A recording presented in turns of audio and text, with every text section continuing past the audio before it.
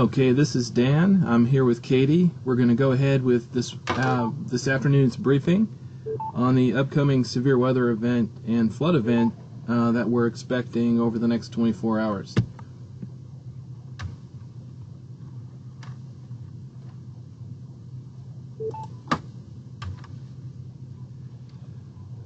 Quick overview. The general weather scenario looks fairly similar to what we briefed yesterday. We've been having light to moderate rain, occasionally heavy, over our northwest counties today, and this is expected to continue this afternoon and tonight. Over time, the band shifts southeastward, so areas not receiving rain now will get it later this afternoon and evening. The rain could be heavy at times, especially this afternoon and tonight. The rain should push out of the area Saturday morning. We do have potential for flash flooding and river and bayou flooding with this event. Also, can't rule out some damaging winds and even a few tornadoes out ahead of the rain area and with a line that pushes through overnight. And there is a flash flood watch in effect from now until noon Saturday, again reflecting that potential for flash flooding. This image shows a recent map of current temperatures and rainfall, and you can see we have a boundary draped over the area where we have temperatures in the mid-70s south of that brown line there, and only in the mid-50s and even upper 40s north of that line. So we have this basically stationary front, and we're seeing quite a bit of rain along and north of that boundary. So that's why we've had the rain that we've had so far today over our northwest counties. In fact, areas near Huntsville have already had over 2 inches, and we'll talk more about rain amounts in a moment. Over time, this boundary does sort of sag to the southeast, and we have another system approaching from the west, so eventually we'll all see rain.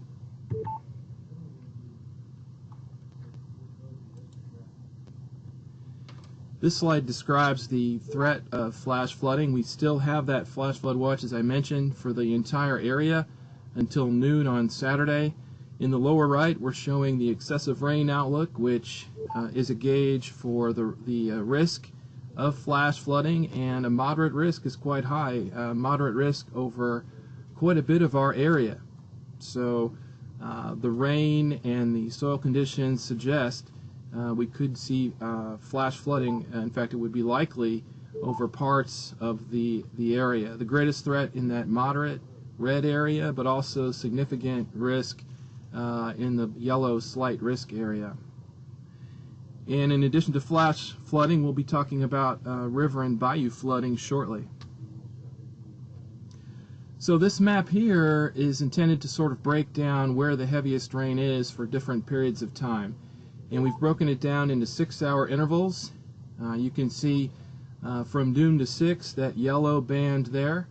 That's where we're looking at 1 to 2 and even greater inches of rain over the 6-hour period. And in fact, we've started to see that already. We do have some local amounts up there in that area of 2 inches or so.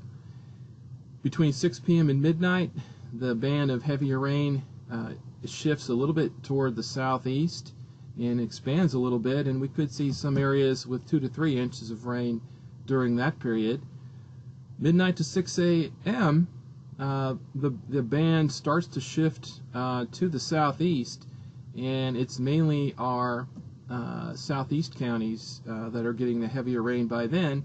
And by the time we get to 6 a.m., the bulk of the heavier rain should be east of the area. So that's based on the latest thinking on timing. This chart also shows something similar. In the upper right, we're looking at the latest radar image, and of course all those colors indicate where the areas of rain are. Yellow are areas of moderate rain, and again you can see that heavier band of moderate rain over our northwest counties, while many parts of southeast Texas are not seeing any rain at the moment, but we've got quite a bit of rain off to our west that's also shifting east. On the lower row there, we've actually got simulated radar from a computer model. So it's giving you an idea how things might progress as we go through the evening. At 6 p.m. you can see we've had some thunderstorms develop over southeast Texas, including coastal areas. By midnight you can see an area of rain moving in from the west, and by 3 a.m. there's a band of heavier rain pushing through the greater Houston area by about 3 a.m. The good news with this heavy band of rain is it is moving fairly quickly, so we could be looking at some high rain rates with it, but probably not a very long duration. And then thinking out beyond that, as I said earlier, after 6 a.m. most of that heavier rain should be east of the area. Of course, this is just one model, but other models are showing a similar scenario. The details and the timing could differ from this, but it does give you an idea. Forecast rain totals quite similar to what we briefed yesterday. Band of 3 to 6 inches, fairly widespread we think, in the area in darker orange there, surrounded by 2 to 3 inches or so, and then lighter amounts as you go further northwest. There could, as always with our when we have thunderstorms, there could be locally higher amounts as well, probably not much higher than this. Perhaps 7 or 8 inches, 1 or 2 spots, but I think 3 to 6 inches should cover most locations in that heavier area. And then there is still the threat of an isolated tornado or severe wind occurrence in our warning area, especially in the area shown there in darker green. Anything that does happen would be pretty isolated in nature, but conditions do favor the development perhaps of a weak tornado or a wind gust, a damaging wind gust, both ahead of the line and as that thin, heavier line moves through overnight. Then last but not least, I want to touch on the marine conditions. We are looking at winds increasing tonight, 20 to 25 knots on shore. We do have small craft advisories out for that. Seas building to 5 to 8 feet. Now behind the front, the winds are strong offshore, and we see our water levels drop fairly significantly. So high tides peaking tonight up around 3 feet above mean lower low water around times of high tide. That can produce some minor coastal flooding in our most vulnerable areas, especially out toward High Island.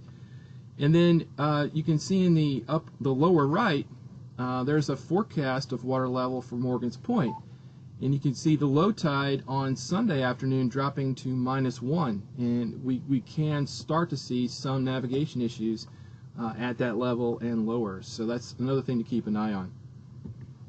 All right, I'm going to pass it over to Katie now. She's going to focus on the rivers. All right, thank you, Dan. As you can see, I've got 2 images up here. The one on the left is going to be yesterday's river forecast, and the one on the right is today's river forecast. As you can see, we're still anticipating widespread minor to moderate flooding with isolated major flooding possible. As you can see, there's not many changes to what you're looking at from both sides. I will highlight that the most changes that we did see were concentrated along the Colorado and the Brazos area. And we'll talk about those changes in just a second. But overall, pretty consistent, especially with the rainfall forecast not changing too much from what was used yesterday in the river forecast. Forecasts are still using 48 hours of forecasted rainfall. So let's go ahead and start off with the Trinity. As far as what we're looking at, we're still seeing action to moderate flooding forecast. For the main stem, still seeing action to moderate. But for the tributaries, one of the main changes I wanted to point out to you guys was for Beat Ice Creek. Yesterday it was forecast to reach moderate flood stage. Today they have it forecasted to reach minor flood by Sunday morning. However, it is going to be contingent on where the heaviest rainfall starts to materialize, especially because we are getting some heavy rainfall already up in Huntsville with over 2 inches, as Dan mentioned. So we will keep an eye on that. It is borderline minor to moderate though. Everything else is pretty consistent except also Menard Creek. This has been raised. Yesterday we were forecasting minor flood stage, but now we're forecasting moderate flood for a crest on Sunday afternoon, evening time frame. Everything else seems to be tracking pretty well. One of the things I want to make sure I reiterate to you is that a lot of this is going to be contingent on Lake Livingston. And right now they've got in the forecast, they're holding releases from Lake Livingston for downstream at 18,000 CFS. We know that depending on where the rainfall falls, if Lake Livingston has the projected inflows of about 70,000 CFS, which we're showing right now, their releases will definitely have to increase, which will impact the forecast downstream. And just to remind you, the forecast downstream for Liberty, we're still expecting moderate flood stage. The time frame would be about Monday midday, Monday evening, and then Moss Bluff would be minor flood stage, and that's into next week. And then upstream, right upstream of Lake Livingston, Riverside's still expected to be in moderate flood, but of course this will be contingent upon where the heaviest rainfall falls and how that's impacted with the releases from Lake Livingston. All right, moving on over to the San Jacinto. We're still expecting action to moderate flood stage forecast. Lake Conrail is still around its conservation pool, so no changes there. For the forecast on the main stem itself, no change for Humble, still expecting moderate flood there. Again, we mentioned yesterday the model tends to run a little low there. Based off of the model run today, with a couple of increases for the inflows, the forecast has, or the raw model run has increased a little bit, but it still stays within the moderate flood stage. So we're hanging around right below the 51-foot mark. As far as the tributaries go, so for the East Fork of the San Jacinto, still expecting action to minor. But there is one change here. So yesterday we were only expecting action stages on the East Fork. We're still expecting action for the Cleveland, but for New Caney we are expecting minor flood, and that would be on Monday afternoon. For the tributaries on the east side of the San Jacinto, for Peach and Caney Creek, the only change there is that Caney Creek is now forecast to go to moderate flood stage, and that would be on Sunday morning. So this is a rise from what we were seeing yesterday with only showing minor flood forecast. And then on the western side with Lake Creek and Spring Creek and Cypress Creek, Lake Creek is still forecast at minor flood. And then as far as Spring and Cypress goes, Spring is forecast to reach action stage. It will have a double bump on the crest. That'll be dependent on where and when the heaviest rainfall falls. Cypress Creek, we've had two changes there. So Katie Hockley, yesterday we had it forecast to reach minor flood stage. Today it's now forecast to reach moderate flood stage, and that will be on Sunday morning. And then at Grant Road, we were not forecasting action stage yesterday. We're forecasting minor flood stage now. That would be tomorrow afternoon. And then, of course, Westfield stayed the same, with still staying in moderate flood. So a couple changes there in the San Jacinto, and all those changes, of course, were increasing the categories. For the Harris County bayous, we're still expecting widespread rises on the bayous and creeks. As far as where most of the bayou flooding will occur, we're expecting it to be on the northern portion of Harris County. One of the things we want to make sure we reiterate is that anything over 4 inches in the 6-hour period will cause flooding issues. As far as specific bayou forecasts go outside of Spring and Cypress, the only ones that we have issued at this time are Greens Bayou locations, and so those are both forecast for action stage, and we'll keep an eye on those forecasts when the heavy rainfall gets there. In addition to the bayous, we do want to mention that the Corps has provided a forecast as far as what they're expecting. Both reservoirs are currently empty. They've only had a trace of rain over the past 24 hours. They're expecting minor impacts with using 4 inches of rainfall in the forecast. So just minor impacts to roads within the reservoir itself. But they are expecting to be closed and make releases sometime on Saturday afternoon once the rainfall has ended. That's the current plan. Just for your planning purposes, they did mention that they would need between 9 to 11 inches for them to start seeing major impacts. So that's good news for the reservoirs in Buffalo Bayou. All right, moving on over to the Brazos. We had some changes here, not so much on the tributaries, but on the main stem. So I'll start with the tributaries. The tributaries, we're still expecting minor to major flooding. So the minor still expected for Yewa Creeks, and then of course for Davidson Creek. Navasota is still expected to reach major flood, and that would be on Monday into Tuesday time frame. But for the main stem, a lot of the flows that we were anticipating at High Bank, just upstream of Bryan, did not materialize or have not materialized yet. We are still expecting heavy rainfall in this area. So what the change has been is at Bryan, we're no longer expecting minor flood stage. That has been lowered to action stage. The crest would be somewhere around Monday morning. However, it does still keep Hempstead at minor, and that would be Tuesday midday. And that's, of course, due to the flows coming in from our tributaries. As far as the points downstream, for San Felipe and Richmond, we're still expecting action stage in those locations. We're not anticipating minor flood at this time for Richmond, but we'll keep an eye on how much rainfall falls upstream in the routed water. And then, of course, for Sharon and West Columbia, those forecasts are not issued at this time just because of the crests are beyond the 5-day window. Right. Moving on over to the San Bernard. Yesterday we were forecasting minor flood across the San Bernard. The only change to mention there is that Bowling is now forecast to reach moderate flood stage, and that crest would be sometime around Sunday evening. For the Colorado, had several changes on the Colorado with the QPF shifting and backing off on some of the flows.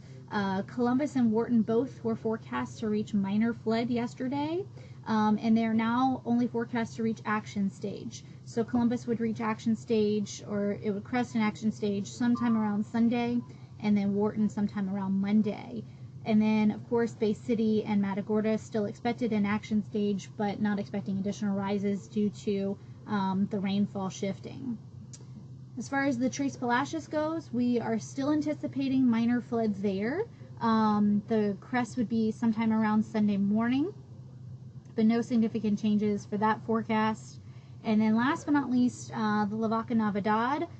Everything has stayed relatively the same in those locations. We're still expecting action to major flood stage with moderate on the Lavaca at Edna. And then we've got major flood forecast for Sublime, minor for Speaks, and then moderate for Morales and Strain Park. And then as far as the tributaries go, with Luis and Ganado for the Mustang Creek and then Sandy Creek, those are still forecast at action stage. So most of the forecasts have tracked relatively well as far as with the rainfall that we're seeing. So not significant changes, mainly just a few changes on the Trinity, a few on the San Jacinto, a few on the Brazos, and a few on the Colorado. So with that, we will, one more thing. Impacts still remaining the same. One of the things we are messaging is that we are expecting inundation of roads, but structures is possible. So that's the only change with messaging for impacts at this time. But again, if there are any other impacts that you're seeing throughout the event, please feel free to share those with us. And then we're going to go ahead and open this up for questions.